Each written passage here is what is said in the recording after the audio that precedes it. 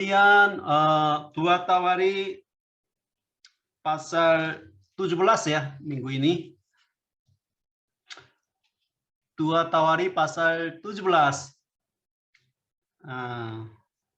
Kalau belum punya buku ya buka Alkitab ya. Buka Alkitab. 2 Tawari pasal 17 itu cerita tentang Raja Yosafat. Raja keempat ya. Raja keempat. Jadi itu Yosafat dan Hizkia dan Yosia itu raja yang baik. 3 raja ini raja yang baik ya. Asa juga kemarin lumayan baik, tapi 3 raja dalam sejarah bangsa Israel itu Yosafat, Hizkia, Yosia itu 3 raja yang paling baik. Mengapa baik? Karena di sini ayat 3 ya. Ayat 3 pasal 17 ayat 3.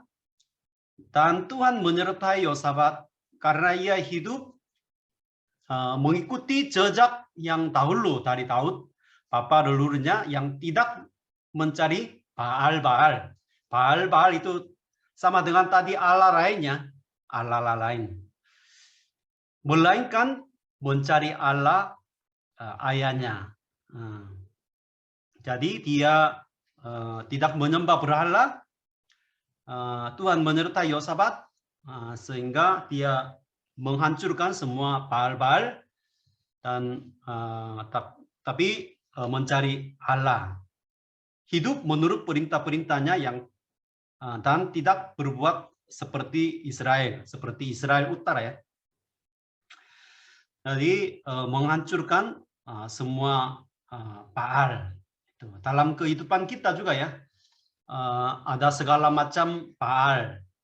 Karena manusia itu seperti pabrik Baal, pabrik berhala, selalu memproduksi segala macam berhala. Jadi uang juga bisa,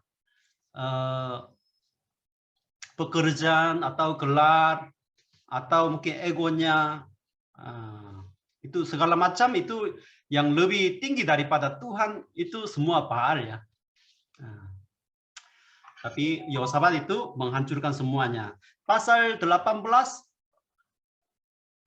Ahab memerangi Ramot Gilead, nabi Tuhan berperang dengan nabi-nabi palsu. Di sini ceritanya ayat 1 ya. Ketika Yosafat kaya dan sangat terhormat, ia menjadi besan Ahab. Itu dosa besar. Yosafat, Raja Yehuda, berbesanan sama Ahab, Raja Israel yang menyembah berhala di daerah utara ya. Mengapa berbesan? Yosafat yang menghancurkan semua berhala di Yehuda, kenapa dia berbesannya? Karena dia mau menguatkan bangsanya. Maksudnya baik, tetapi ya orang percaya tidak bisa bersatu dengan orang tidak percaya. Itu maka melalui pernikahan anak Yosafat dan anak Ahab ya, itu namanya anak perempuan Raja Ahab itu Atalia. Jadi itu sekarang melalui pernikahan ini ya, banyak masalah terjadi. Pernikahan orang yang sama orang yang tidak percaya. Karena yang membaca firman Tuhan ini ya, mereka sekarang bermasalah banyak karena menikah dengan orang tidak percaya. Itu nanti kalau kita baca kitab Esra itu, ada nama-nama mereka yang menikah dengan orang tidak percaya, ada nama-nama mereka juga. Karena itu salah satu masalah besar ya. Zaman itu, sehingga melalui contoh kehidupan Yosafat ini ya, yang membaca firman Tuhan ini, mereka harus sadar bagaimana dosa ini masuk ke dalam kerajaan Yehuda melalui pernikahan, melalui satu perempuan, anak Ahab, anak Isabel. Isabel ini yang baru membawa berhala dari Tirus ya. Tirus. Melalui Isabel, pernikahan sama Ahab menikah sama Isabel, itu anak perempuan Tirus, sehingga berhala itu masuk ke Israel Utara. Kemudian melalui anak perempuan Ahab, Atalia ini, dosa ini masuk ke kerajaan Yehuda Selatan. Jadi melalui satu perempuan ini, melalui pernikahan ini, ya itu satu bangsa hancur. Yang di atas bungkus korma itu. Jadi melalui pernikahan, ya pernikahan yang tidak percaya sama Tuhan itu bisa hancur satu keluarga, satu bangsa juga ya. Itu terjadi. Jadi itu sangat penting. Ia menjadi perbesaran Ahab. Ayat 2 pasal 18 ayat 2 ya. Berapa tahun kemudian pergilah ia kepada Ahab mau ketemu sama besannya Raja Israel di Samaria. Di Samaria itu karena ibu kota Israel Utara. Jadi dia datang ke istana Raja Ahab. Ahab menyembelih banyak kambing domba dan lembu sapi untuk dia dan rombongannya, dan mengajaknya untuk menyerang Ramot Gilead. Ramot Gilead itu terletak di daerah timur ya, timur Yordan. Sekarang dijajah oleh Aram, mau merebut.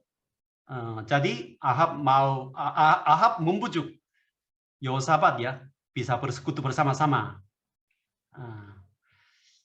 Jadi sebenarnya Ahab sulit menolaknya karena berbesanan kan, berbesanan sulit mengikuti peperangan itu, sehingga Yosafat menawarkan ayat 4. Tetapi Yosafat berkata kepada Raja Israel, baiklah, tanyakan dahulu firman Tuhan. Jadi dia mengajak Ahab bertanya kehendak Tuhan ya, melalui penyampaian para nabi. Jadi di sini 400 nabi, para nabi disebut di sini. Para nabi itu agak negatif artinya.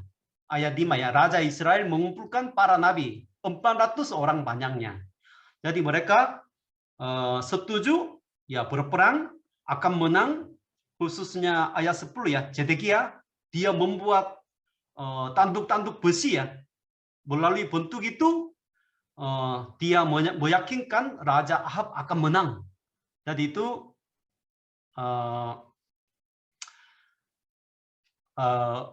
nubuat palsu ya, nubuat palsu. Sehingga Yosafat lumayan paham karena para nabi ini sudah ya sering membujuk ya, membujuk Raja Ahab, sehingga Yosafat bertanya ayat 6 ya. Tetapi Yosafat bertanya, tidak adakah lagi di sini seorang nabi Yahweh di sini ya? Beda dengan para nabi. Tidak adakah lagi di sini seorang nabi Yahweh, nabi Tuhan. Jadi supaya dengan pertanyaannya kita dapat meminta petunjukan. Sehingga ya mereka ajak satu nabi ya, itu Mika. Mika itu artinya, Mika itu ada, kitab Mika juga ada. Di sini Nabi Mika itu beda ya. Mika itu artinya ya siapa seperti engkau itu. Jadi itu sangat, namanya sangat itu rohani ya, rohani. Tapi Mika bernubuat bahwa Raja Ahab dan Yosafat akan gagal. Kemudian dia bercerita tentang penglihatan yang dia lihat. Ayat 20 ya. Kemudian tampillah suatu roh, lalu berdiri di hadapan Tuhan. Ia berkata, aku ini akan membujuknya. Tuhan beserta kepadanya dengan apa? Jawabannya, aku akan keluar dan menjadi roh dusta dalam mulut semua nabinya. Jadi di surga itu terjadi sesuatu kejadiannya. Roh jahat itu berbicara, dia akan masuk ke dalam mulut para nabi. Biar para nabi ini bernubuat salah, biar membujuk Raja Ahab. Jadi bagaimana mungkinnya Allah membiarkan roh dusta masuk ke dalam mulut para nabi. Jadi itu saudara-saudara kadang-kadang agak sulit dimengerti ya. Tapi di dalam Alkitab itu sering terjadi ya. Dulu waktu kita membaca kitab Samuel juga ya. Samuel juga itu roh jahat masuk.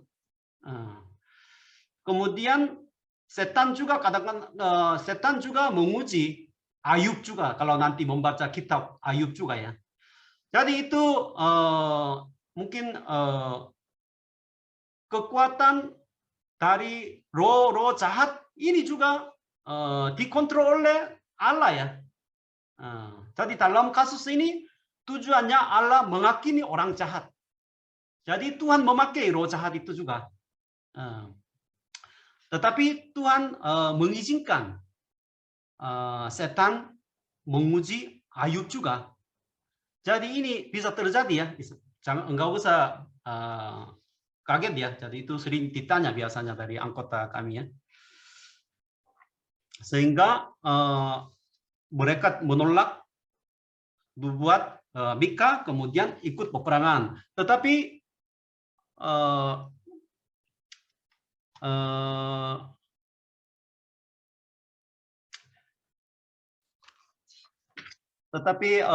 Ahab ya dia ganti pakaian baju ya, pakaian raja itu kasih kepada Yosabat. Karena dia mendengar nubuat, maka dia masih tidak percaya, tetapi dia ragu-ragu, takut akan dibunuh di dalam peperangan.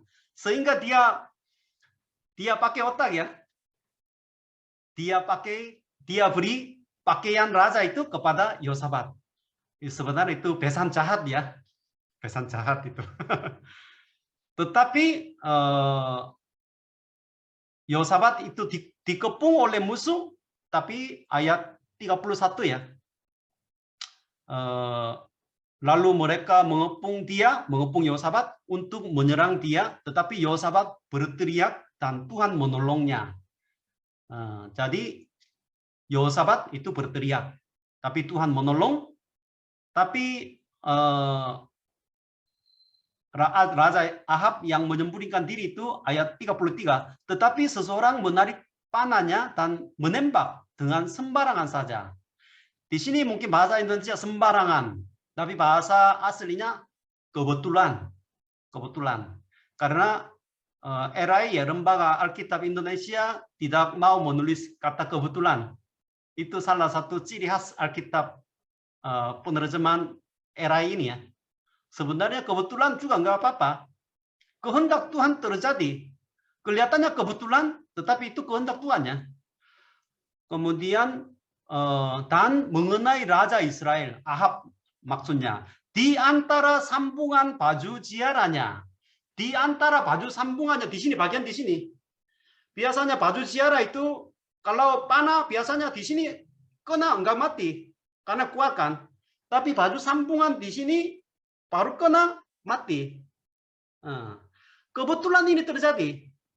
Tapi kebetulan ya itu kebetulan, tetapi ya Tuhan membuat kejadian ini sehingga dia mati ya. Dia mati. Tapi Yosabat hampir lolos. Kemudian ayat pasal jadi di sini mungkin kita bisa belajar satu hal ya. Sulit membedakan nubuat dari nabi palsu dan nabi yang sejati. Setiap zamannya kita mendengar banyak firman Tuhan, tetapi sebenarnya sulit membedakan yang mana benar. Kalau saudara-saudara mendengar nubuat dari 400 nabi, atau hanya satu Mika yang nubuatnya tidak bagus, misalnya itu dunia ini akan dihancurkan, tapi 400 nabi yang enggak masalah, kita negara ini akan berkembang, akan maju, berbahagia. Kalau ada dua macam nubuat ini, yang mana saudara-saudara mau ambil? Pasti kita juga akan mengambil ya nubuat dari 400 orang. Satu orang mungkin diabaikan. Ini sulit sulit ya diterima ya kadang-kadang. Maka kita tidak sadar, ya pasti kita juga akan menerima 2 dari 400 nabi, 400 pendeta ya. Karena 400 pendeta berkhotbah itu lebih baik kan, lebih banyak, lebih benar. Itu pemahaman kita. Jadi itu zaman begini ya, agak sulit ya dibedakan. Pasal 19 Yosabat ya ayat 1, Yosabat Raja Yehuda pulang dengan selamat ke istananya di Yerusalem. Jadi dia lolos hampir setengah mati, tapi dia keluar, dia lolos dari medan peperangan. Kemudian dia berubah. Judul perikopnya Yosabat mengangkat hakim-hakim. Jadi menegak hukum secara politik, secara agama. Jadi ayat 9, ia memerintahkan mereka, kamu harus bertindak dengan takut akan Tuhan, dengan setia dan dengan tulus hati. Demikian. Karena kemarin dia mengalami perbedaan sama Ahab, hampir setengah mati, tidak mendengar nasihat dari nabi yang sejati itu Mika, ya maka setengah mati sehingga pulang ke Yehuda, kemudian dia bertobat menerima nasihat dari Nabi Yehu ya, ayat 2, ketika Yehu bin Hanani. Jadi dia taat, kemudian menegak hukum di sini, mengangkat hakim-hakim. Jadi mengangkat hakim-hakim itu ada kaitan dengan nama Yosabat. Nama Yosabat itu artinya apa? Jadi itu Yo atau Ya itu Yahweh, Shofetim, Shofer itu hakim. Jadi sesuai dengan arti nama Yosabat ini, dia mengangkat hakim, menegakkan hukum secara ekonomi dan secara agamawi ya, sehingga ada hukumnya. Kemudian pasal 20 ya, kemenangan atas Moab dan Amon akhir pemerintahan Yosabat. Itu kisah Yosabat itu lumayan panjang ya, karena ya raja baik sehingga menulis panjang lebar biar yang membaca ini betul-betul memetik pelajaran yang baik, karena ini contoh yang baik, sehingga Asa dan Yosabat, Hizkia, Yosia itu lumayan ya beberapa pasal itu ceritanya. Kemenangan di sini juga sama, kemenangan Moab, Amon, dan ayat 1 ya. Setelah itu Bani Moab dan Bani Amon datang berperang melawan Yosabat bersama-sama dengan bersama-sama sepasukan orang Meunim. Orang Meunim itu kurang jelas ini siapa, tapi di bawah ya biasanya ya suku Edom ya. Suku Edom. Ayat 2. Ayat 2, seberang laut Asin. Laut Asin itu sama dengan laut mati ya. Dari Edom itu. Jadi Meunim itu sama dengan suku Edom yang tinggal di pegunungan Seir. Ayat 10 ya. Ayat 10 juga, sekarang lihatlah Bani Amon, Moab, dan orang-orang dari pegunungan Seir. Pegunungan Seir itu tempat tinggal suku Edom sejak dulu. Itu sama dengan orang Meunim. Jadi 3 bangsa yang terletak di sebelah timur Sungai Yordan, mereka bersekutu mau menghancurkan kerajaan Yehuda zaman Yosabat ya. Sebenarnya kemarin dia menegakkan hukum, ya takut akan Tuhan, tetapi masalah ini terjadi, peperangan ini terjadi, sebenarnya agak sulit dimengerti ya, mengapa ini terjadi. Ya dalam kehidupan kita juga sama ya, betul-betul taat kepada Tuhan, setia di hadapan Tuhan, tetapi tiba-tiba itu ada kekuatan yang mau menghancurkan kehidupan kita. Itu juga terjadi ya, terjadi. Waktu itu mungkin kita sulit mengerti mengapa ini terjadi, tetapi respon kita itu penting ya, respon kita. Ayat 3 ya, Yosabat menjadi takut, ya seperti kami juga ya, pasti takut karena 3 bangsa bersekutu bersama-sama. Jadi mereka hampir itu dekat dari En-Gedi. Sekarang mereka di Hazeon Tamar, yaitu En-Gedi. Jadi dilaporkan musuh sudah hampir datang sampai ke En-Gedi. Mengapa En-Gedi? Karena En-Gedi itu dekat dari kota Yerusalem. Artinya mungkin beberapa hari udah akan datang sampai ke kota Yerusalem. Udah di En-Gedi. Sehingga Yosafat itu takut, lalu mengambil keputusan untuk mencari Tuhan. Itu penting ya, mencari Tuhan. Jadi ambil keputusan apa? Mencari manusia-manusia, atau mencari suami, mencari istri, mencari pejabat. Tapi dia mencari Tuhan. Ia menyerukan kepada seluruh Yehuda supaya berpuasa. Jadi mengumpulkan semua, menyerukan kepada semua Yehuda, disiplin semua, seluruh Yehuda supaya berpuasa. Jadi itu sikap yang pertama ya. Kemudian dia berdoa, berteriak ya, berdoa kepada Tuhan. Ayat 6. Dan berkata, ya Tuhan Allah nenek moyang kami, bukankah engkau Allah di dalam surga? Dia berteriak-teriak sambil berpuasa. Kemudian mengumpulkan semua orang Lewi ya, orang Lewi. Ayat 19, kemudian orang Lewi dari Bani Kehat dan Bani Kora bangkit berdiri untuk menyanyikan puji-pujian bagi Tuhan Allah Israel dengan suara yang sangat nyaring.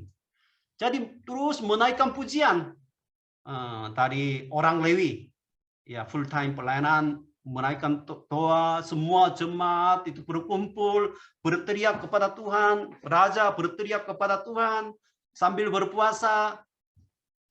Jadi ini sikap mereka. Ini sikap mereka. Dalam kehidupan kita juga ya selalu ada peperangannya. Hati kita selalu ada peperangan. Ya mungkin semacam kekuatannya mungkin 3 atau 4 ya. Sebenarnya ini Moab dan Amon dan Edom itu sebenarnya ya saudara bangsa Israel juga ya. Nenek moyang mereka semua sama. Tapi bermusuhan, mau membunuh, menghancurkan. Jadi dalam hati kita juga kita mengalami banyak peperangan rohani, sehingga ya respon kita apa? Atau negara bangsa ini, seluruh dunia ini ya, Indonesia ini juga sekarang mengalami ya COVID, segala macam ya kesulitan ekonomi juga, sulit beribadah. Dalam kondisi seperti ini, mengapa tidak ada organisasi-organisasi gereja tidak mendorong gereja-gereja berpuasa, berteriak kepada Tuhan? Semacam apa ya, doa puasa. Itu tidak terjadi. Mengapa seperti ini ya? Gereja zaman sekarang. Karena zaman sekarang lebih jahat daripada zaman Yosafat ini.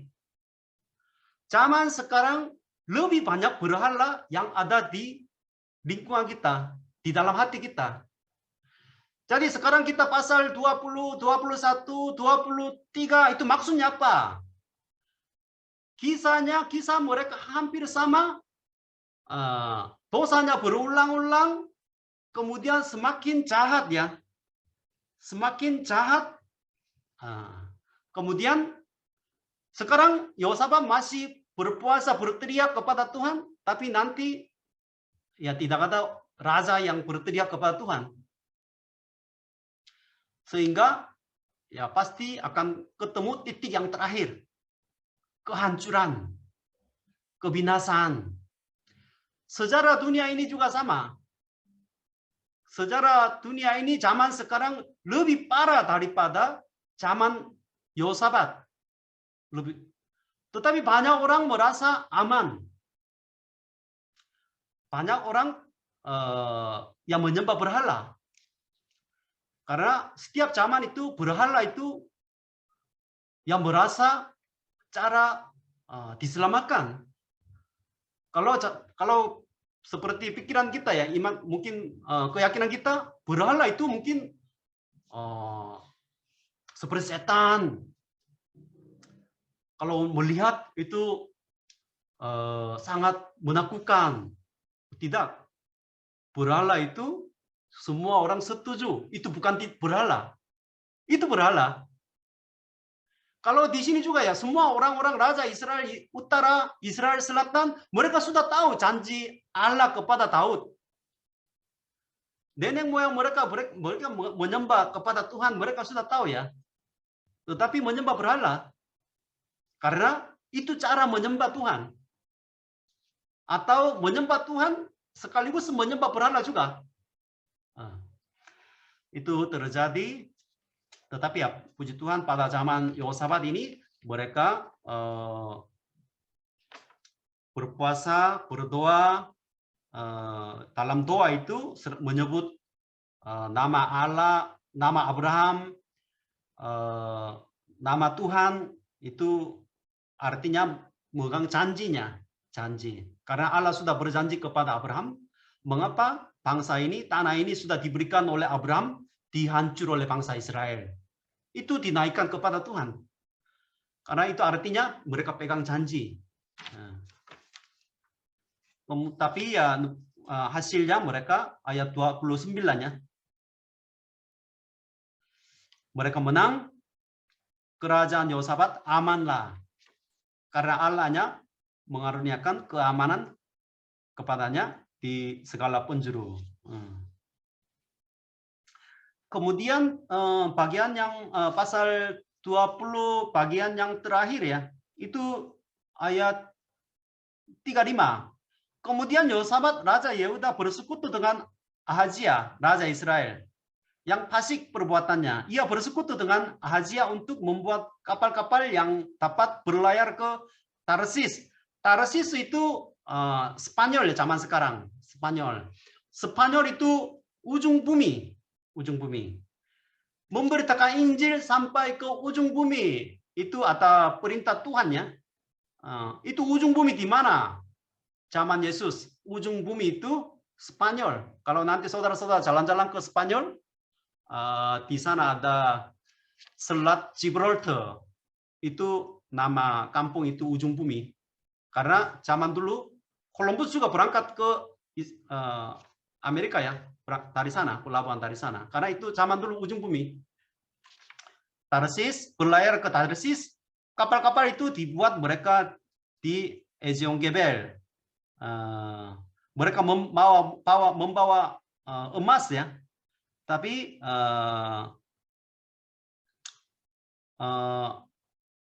ayat 37 ya, karena engkau bersekutu dengan Ahazia, maka Tuhan akan merobohkan pekerjaanmu. Lalu kapal-kapal itu pecah dan tak dapat berlayar ke Tarsis. Mungkin dia membawa emas dari Tarsis, maka untuk itu dia bersekutu dengan Ahazia, Raja Israel. Jadi sama sekali tidak boleh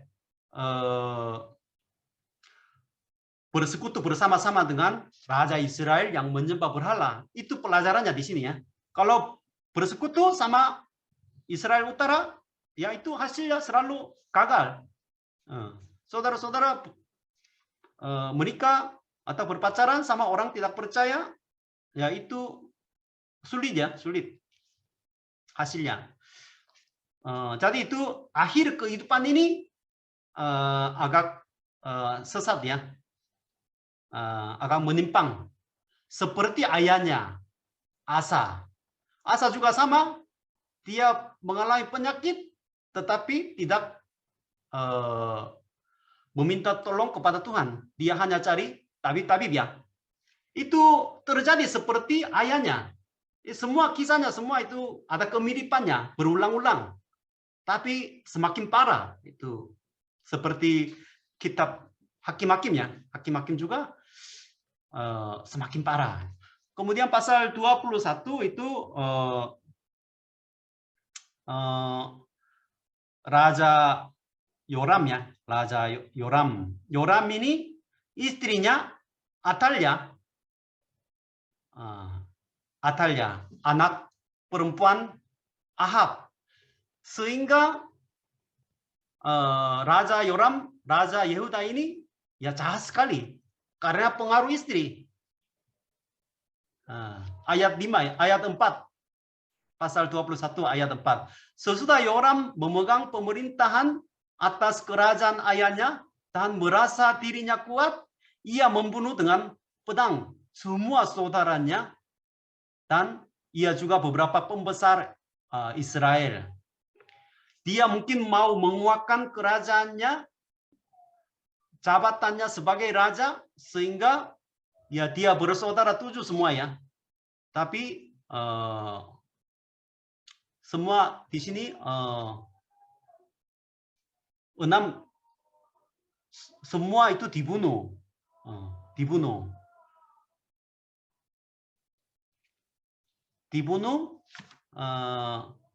Tetapi di sini istrinya, tapi ada peperangan juga ya, peperangan dari Filistin, hancur semua ya karena hukuman dosa ya. Tetapi di sini ayat 17. Maka mereka maju melawan Yehuda, memasukinya dan mengangkut segala harta milik yang terdapat di dalam istana raja sebagai jarahan, juga anak-anak dan istri-istrinya, sehingga tidak ada seorang anak yang tinggal padanya kecuali Yoas, anaknya yang bungsu. Jadi itu semakin parah dosa mereka, maka dihancur oleh ini orang Palestina dan Arab, istrinya semua itu diangkat, tapi anaknya yang bungsu Yoas itu masih tinggal. Itu bibit harapan untuk suku Yehuda, kerajaan Yehuda. Kalau anak yang bungsu ini juga dibunuh atau diangkat, itu masalahnya kerajaan Yehuda itu terputus ya, terputus. Maka anaknya yang bungsu itu ya seperti kalau nonton sinetron itu mungkin karena masalah ini mungkin keluarganya mau hampir hancur. Itu mungkin seperti sinetron ya. Tapi saudara-saudara, kalau nonton sinetron seperti itu mungkin jarang langsung matikan ya, karena mau tahu cerita gimana lanjutnya. Pasti akan dipulihkan karena ada pengharapannya. Ini juga terjadi. Ini Yoas, kemudian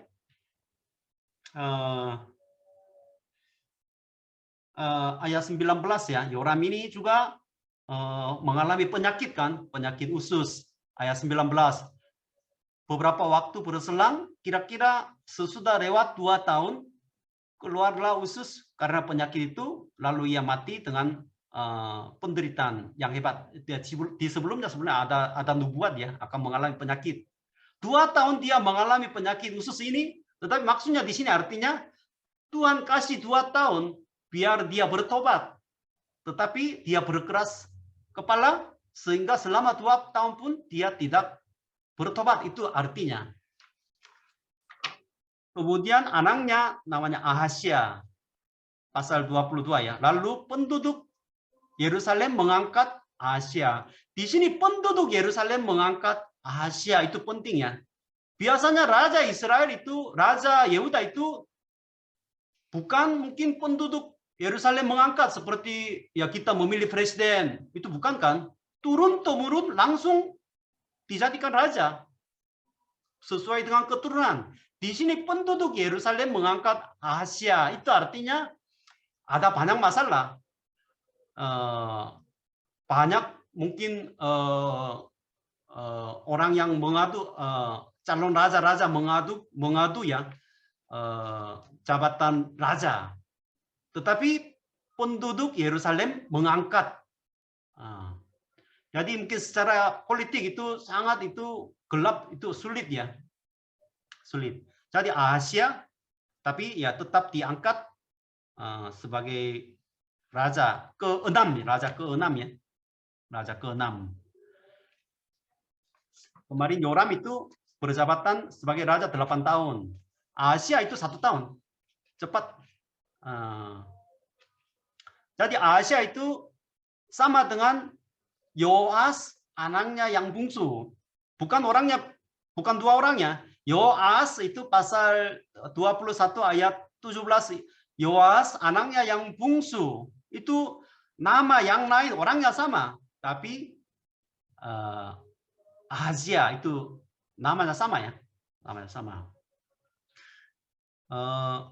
Itu jahat juga. Ayat 3, ia pun hidup menurut kelakuan keluarga Ahab. Ya itu ya dia juga berbuat ya seperti karena ibunya di sini Atalia ya. Atalia menasihatinya untuk melakukan yang jahat. Ya ia melakukan apa yang jahat di mata Tuhan sama seperti keluarga Ahab. Jadi bagaimana mungkin seorang ibu mengajar kepada anaknya berbuat jahat? Itu tidak bisa terjadi. Mengapa ibu itu namanya Atalia menasihati anaknya melakukan yang jahat? Tetapi itu menurut pikiran manusia itu tidak masalah. Karena Atalia ini mau menguatkan kerajaan Yehuda dengan menyembah berhala. Baal itu. Maksudnya baik ya. Tujuannya sama. Menguatkan bangsa mereka melalui menyembah berhala. Karena dia belajar sejak dulu, sejak kecil dari ibu juga ya. Di Israel Utara juga. Mereka dilatih seperti itu. Dipelajari. Maka ya untuk menyelamatkan bangsa Yehuda ini juga, ibu ini berpikir seperti itu ya. Jadi ini jahat di mata Tuhan. Ibu saudara-saudara yang memberi nasihat, kadang-kadang itu ya menurut pandangan manusia itu kadang-kadang bagus, tapi kadang-kadang di mata Tuhan itu tidak bagus ya.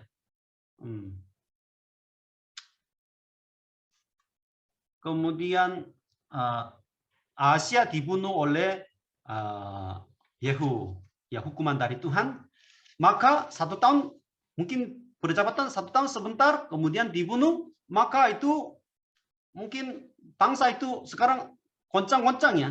Ayat 10, ketika Atalia ibu Ahazia melihat bahwa anaknya sudah mati, maka bangkitlah.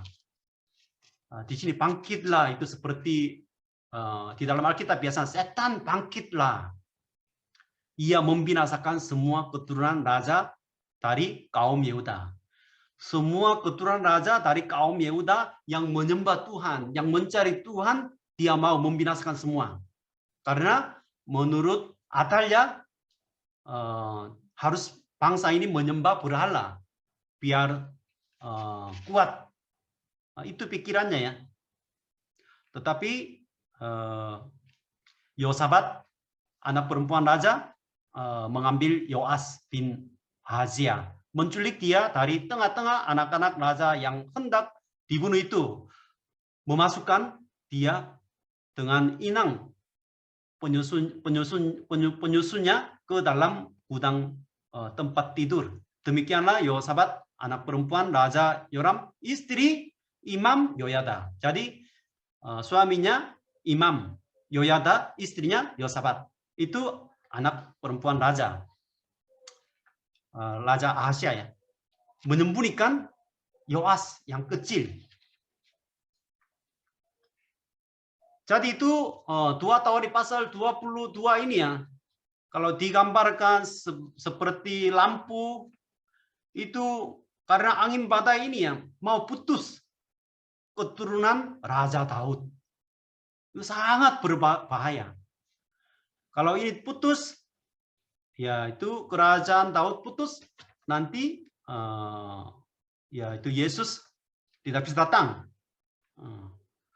Maka kemarin Yoas anaknya yang bungsu. Kemarin sekarang lebih parah. Yoas yang baru lahir, yang kecil ini disembunyikan. Tetapi puji Tuhannya, walaupun sejarah itu semakin gelap, ada yang setia, yang menyerahkan nyawanya untuk menjaga kerajaan itu. Selalu ada harapannya. Seperti di sini ya, Yosabat dan Yoyada. Kemudian pasal yang terakhir ya, pasal 22 ayat 12. Maka tinggallah Yoas 6 tahun namanya, di sini penting 6 tahun. Kemudian ayat 1 tahun ke-7. Tahun ke-7 pasal 23 hari ini tahun ke-7. Kemudian ayat 4 ya. Hari apa? Inilah yang harus kamu lakukan seperti dari kamu, yakni yang selesai bertugas pada hari Sabat. Jadi Yoas disembunyikan di dalam rumah Allah. Di sini rumah Allah artinya tempat yang dilindungi oleh Allah. Tempat yang menyembah, tempat yang paling penting. Yang sekarang banyak orang meninggalkan. Tapi Yoas anak kecil ini dibesarkan, disembunyikannya di rumah Allah. Tempat yang dilindungi Allah. Berapa tahun? 6 tahun. Kemudian tahun ke-7. Angka yang 7, angka yang sempurna ya. Tahun ke-7 hari Sabat. Itu penting ya. Karena ya pasti hari Sabat itu dibebaskan. Jadi itu bukan kebetulannya. Tahun ke-7 hari Sabat itu pemberontakan dari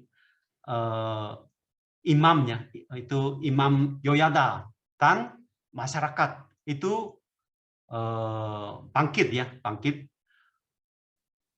melawan Atalia. Jadi itu waktunya, harinya itu semua itu sesuai dengan ya kehendak Tuhan terjadi. Itu. Pasal 23 ayat 1, tetapi dalam tahun ke-7 Yoyada memberanikan diri dan mengadakan persepakatan dengan para kepala pasukan 100, yakni Azaria bin Yeroham, Ismail bin Yonan, Azaria bin Obed, Manase bin Adaya, dan Elisafat bin Zikri. Mungkin nama-nama di sini mungkin nama-nama sangat rohani banget itu artinya. Mereka sepakat karena ini gagal, semua dibunuh kan. Kalau gagal pemberontakan ini ya semua dibunuh. Tapi mereka memberanikan diri untuk meneruskan kerajaan Daud sesuai dengan janji Tuhannya. Jadi itu ya semua berani-berani. Tetapi bukan mereka imam dan orang Lewi saja. Orang Lewi dan imam memimpin persepakatan ini ya. Tetapi di sini pasal 23 itu yang kata yang sering berulang-ulang di sini, seluruh rakyat itu penting di sini. Seluruh rakyat. Ayat 2 ya. Ayat 2. Mereka mengelilingi Yehuda dan mengumpulkan orang-orang Lewi dari semua kota di Yehuda serta kepala puak orang Israel, dan mereka semua datang ke Yerusalem. Mereka semua. Jadi di sini mau menjelaskannya, pemberontakan itu terjadi bukan hanya beberapa orang imam atau suku Lewi, tapi masyarakat mendukung. Demo itu masyarakat tidak mendukung, gagal ya. Di sini semua orang mereka ya berkumpul. Ayat 10 juga ya. Ia menempatkan seluruh rakyat. Ayat 10, ayat 5 juga ya. Ayat 5. Sepertiga lagi harus berada di istana raja dan seperti pula di pintu gerbang dasar. Pintu gerbang dasar itu sebenarnya kurang tahu, agak sulit ya dimengerti. Pintu gerbang dasar itu di mana? Hanya tertulis di sini. Sedang seluruh rakyat. Di sini seluruh rakyat harus berada di pelantaran rumah Tuhan. Jadi semua rakyat Yehuda mereka setuju. Raja itu Yoas, walaupun dia umurnya ya berumur 7, tapi dia rakyat sebagai raja, sebagai keturunan Daud ya, suku Yehuda.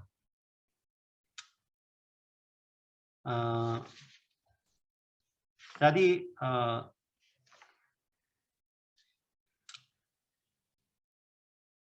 itu terjadi hari Sabat ya, hari Sabat.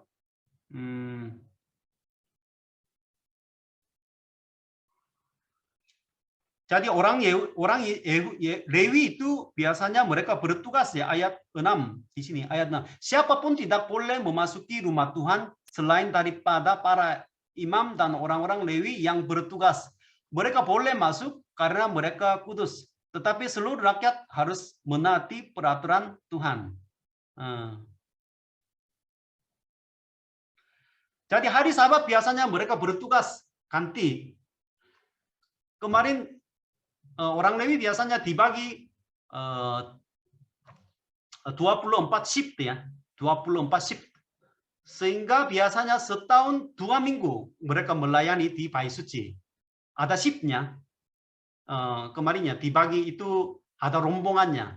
Jadi mereka tinggal di daerah masing-masing, kemudian mereka bergiliran datang ke Yerusalem 1 minggu, tidur di dalam Bait Suci. Kemudian hari Sabat mereka berganti tugas. Di sini juga hari Sabat berganti tugas, tetapi yang masuk tidak boleh pulang, yang masuk tetap harus masuk.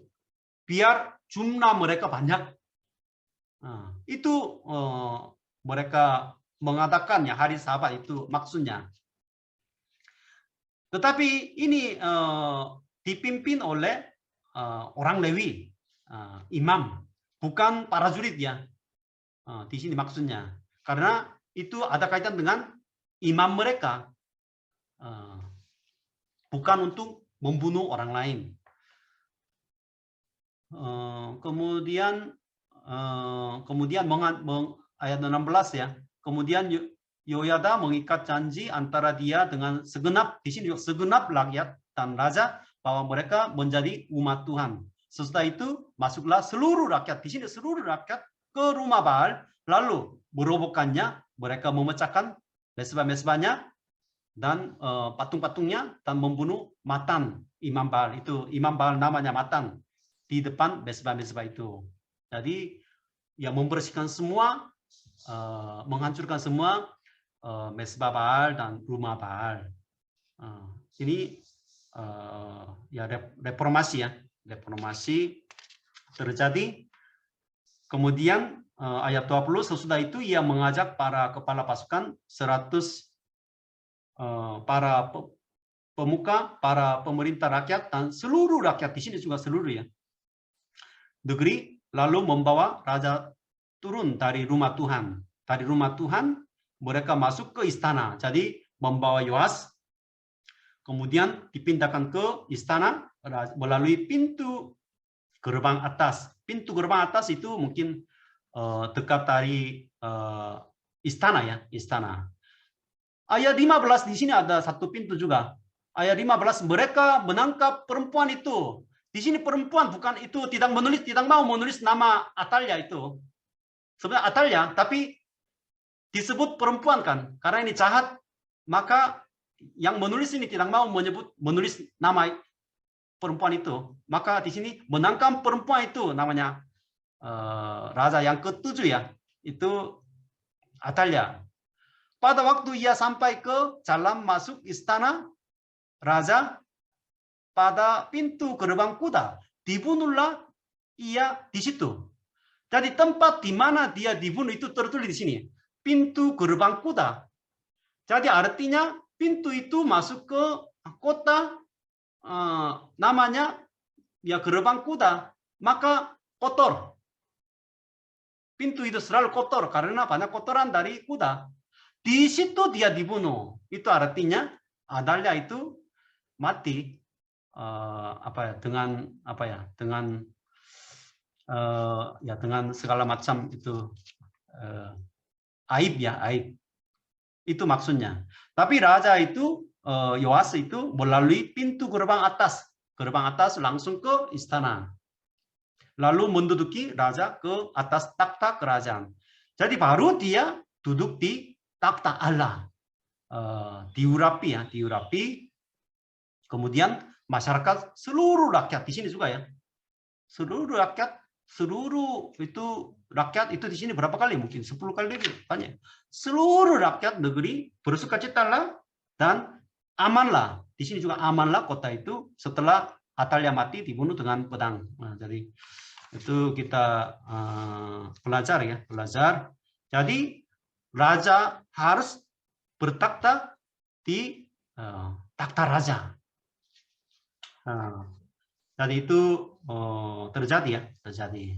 Jadi di dalam hati kita juga ya, raja harus bertakhta di dalam takhta hati kita ya. Tuh. Maka ada sukacita, ada sukacita. Jadi melalui firman Tuhan hari ini ya, kita bisa belajar beberapa hal ya tadi, seperti nubuat tadi 400 nabi dan satu Nabi Mika itu sulit dibedakan. Justru nabi yang menyampaikan kebenaran itu dipenjarakan. Seperti Yesus Kristus ya.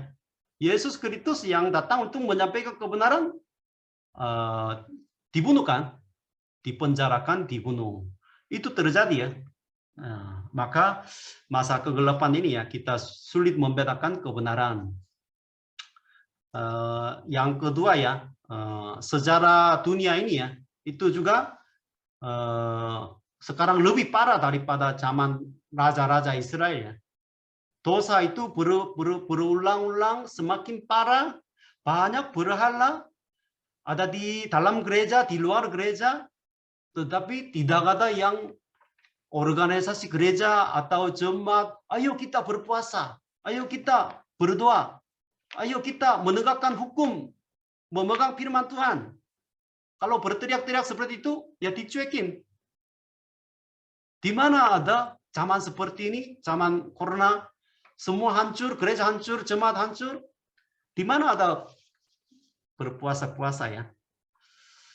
Itu terjadi, jadi kemudian ini berulang-ulang, semakin parah, ya pasti ada kiamat yang titik yang terakhir akan datang. Seperti Babel datang menghancur bait suci. Itu. Enggak begitu ramai ya, enggak begitu ramai.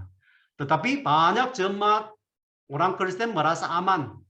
Negara maju, ya mungkin semakin berkembang ekonominya. Tidak ada masalah. Itu pikiran jemaat juga ya. Ya zaman Yosafat, zaman Yoram, ya semua orang berpikir seperti itu. Kalau mereka merasa menyembah berhala itu berbahaya, bagaimana mereka melakukannya? Mereka sama sekali tidak berpikir. Itu bukan penyembah berhala. Itu cara untuk menyelamatkan bangsa, cara untuk menyelamatkan anak-anak kita. Ibu menasihati kepada anak-anak, ayo jangan gereja dulu. Itu ujian dulu. Ya itu nasihat-nasihat seperti ini mungkin udah biasa kan? Kita tidak aneh, ya biasa. Karena ya dikuasai oleh berhala. Jadi itu sehingga akan mengalami titik yang terakhir. Semakin parah. Tetapi puji Tuhan ya ada harapannya walaupun sejarah itu gelap seperti sekarang, saya yakin ya antara jemaat, antara gereja masih ada yang menjaga api ya. Memberanikan diri seperti Yoyada. Yosafat ya, anak perempuan raja atau imam ini memberanikan diri untuk menegakkan kerajaan surga ini ya. Jadi ada harapan, ada jemaat ya. Mudah-mudahan saudara-saudara menjadi ya api, api atau lampu di tengah kegelapan ini, sehingga kita tetap menyampaikan Tuhan kita hidup, masih ada harapannya. Jangan menyerah, ada kesempatan pasti ada, karena Tuhan kita Tuhan yang hidup, walaupun dunia ini gelap ya, gelap. Untuk pribadi juga sama ya. Jangan menyerah ya. Jadi banyak kesulitan, tantangannya, sulit apa pekerjaan itu. Aku juga sekarang agak sangat bingung ya. Ayo aku buka usaha atau apa? Pinjam uang dari Bill Gates ya, biar buka usaha yang besar di Kalimantan. Kalimantan di mana, di ya Pekanbaru ya. Ya berpikir banyak ya. Tapi sebenarnya itu bukan solusi ya. Bukan solusi. Walaupun sulit, walaupun tidak ada uang, walaupun hancur, kita tetap setia, tetap melindungi lampu ini ya, lampu ini, apinya. tetap memiliki tetap hidup sebagai warga kerajaan surga, menyampaikan pengharapan kepada orang lain. Itu saja, terima kasih banyak ya. Itu saja, Tuhan memberkati. Terima kasih Pak Ferry. Hari ini kita sama-sama belajar banyak ya teman-teman, soal benar-benar harus mencari Tuhan, mengikut Tuhan, nggak kompromi, nggak berusaha, apalagi nih kita yang masih belum ada pasangan hidupnya ya kayaknya banyak di sini, jadi berhati-hati dalam memilih pasangan hidup. Pokoknya jangan berkompromi sama yang rasanya terlihatnya baik gitu, tapi dia bukan sesuai dengan apa yang Tuhan mau gitu. Jadi mari kita sama-sama melihat kehendak Tuhan, apa yang menjadi rancangan Tuhan, dan tadi juga semua itu sesuai dengan waktunya Tuhan. Dan ketika kita tadi juga menarik ketika Pak Ferry sampaikan juga untuk ketika waktu kita dibuat ada, misalkan kita sakit atau itu adalah waktu kita berpikir kira-kira Tuhan mau apa dalam hidup kita. Jadi jangan menyia-nyiakan kesempatan yang Tuhan berikan. Ketika masih ada waktu, berarti itu kesempatan. Hidup ini adalah kesempatan. Jadi ketika kita masih bisa dikasih kehidupan, mari kita berbuat sesuai dengan apa yang menjadi kehendak. Amin. Sepakat? Amin. Sepakat. Nih, kita mau masuk ke bulan kedua 2022. Kita mari semangat ya. Apalagi banyak di sini ada yang baru. Kalau ada yang baru ya, kayaknya ada Elvis Anggi. Elvis Anggi adakah, dari mana? Boleh berkenalan? Ya, Shalom. Saya sudah ikut yang kedua kali nih. Oh, kedua kali ya. Dari mana, Pak? Saya dari Padang, Sumatera. Wah, dari Padang, Sumatera. Jadi Kak Elvis ya dari Padang, Sumatera. Baiklah, bersyukur ya teman-teman, kita dimanapun berada bersama-sama mencari kebenaran akan firman Tuhan. Terima kasih dan sampai bertemu nanti di minggu depan juga. Nanti yang akan menyampaikan materi minggu depan ada Kak Yupiter dan juga Pak Ferry. Jadi nanti semangat buat minggu depan. Kita Karnius juga ya, Karnius dan. Oh iya, Karnius tiba-tiba ada jadwal Pak. Oh iya. Tahu tadi, jadi tetap Kak Yupiter nanti dan Pak Ferry. Semangat pelayanannya dan ya, Bapak Ibu terus baca bersama-sama ya setiap pasal. Kalau baca bersama-sama itu bisa dimengerti. Kalau nggak baca itu sebenarnya agak sulit ya. Baca bersama-sama setiap hari satu pasal ya.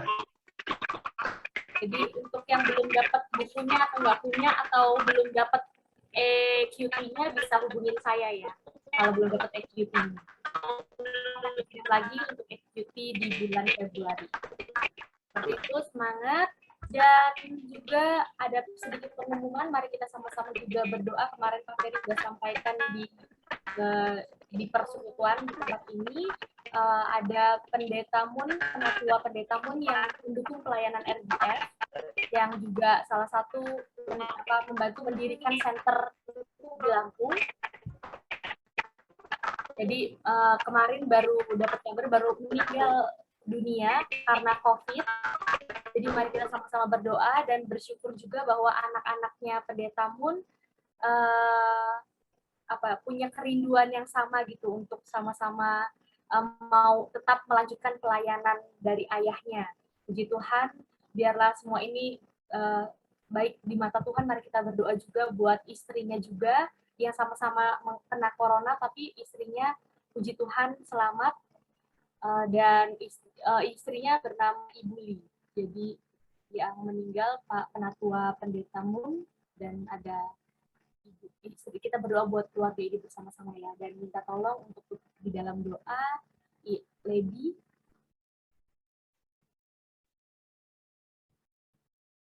untuk di dalam doa bersama dalam persekutuan ini. Baik, mari kita bersatu di dalam doa. Allah Bapa yang Maha Baik, terima kasih ya Tuhan atas penyertaan dan perlindungannya Bapa yang telah Engkau berikan pada kami, pribadi lepas pribadi ya Bapa, hingga kami masih bisa ya Bapa berada dan berkumpul ya Bapa di komunitas RBF ya Bapa untuk belajar tentang firman-Mu, memperdalam tentang firman dan mengerti apa pesan yang Engkau coba berikan pada kami melalui firman itu. Terima kasih Yesus, kami sangat bersyukur ya Bapa, punya Allah seperti Engkau ya Bapa. Biarlah kiranya ya Bapa, firman yang sudah kami pelajari ya Bapa, dapat kami tanamkan dalam hati kami ya Bapa, dalam pikiran kami sehingga dapat berbuah ya Bapa, sehingga kami juga berpedoman terhadap firman tersebut, dan firman tersebut menjadi pelita bagi jalan kami ya Bapa. Kami juga berdoa ya Bapa buat